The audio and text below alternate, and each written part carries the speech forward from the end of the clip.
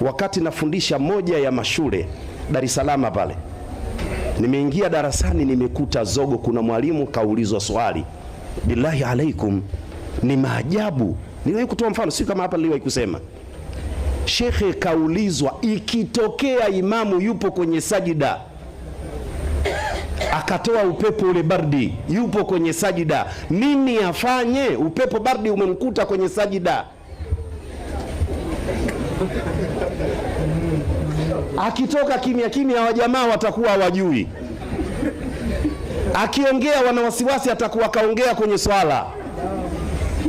Akisema ngoja ni wanyanyue, wakishanyanyuka nitoke, kawaswalisha bila udhu. Afanyeje? Sikiliza majibu ya shekhe, tena alikuwa ndugu yake huyu. Ndio alijibu maneno, ndugu yake huyu hapa Mbwera.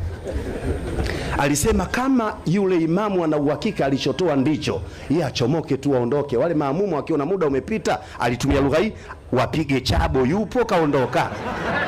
Shehe Damka kakaangu, ndio dini ninavyosema. Wakati fiki inasema kwa mujarradi wa kutengukiwa na udhu, swala imekatika pale pale.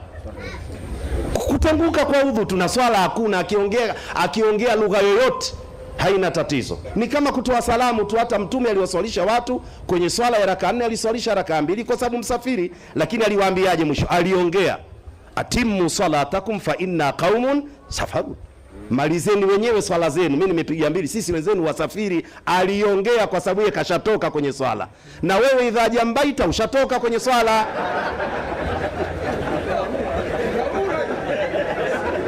Dharura. Kwa hiyo maiki hizi ni tamu kuliko koni ya Baharesa.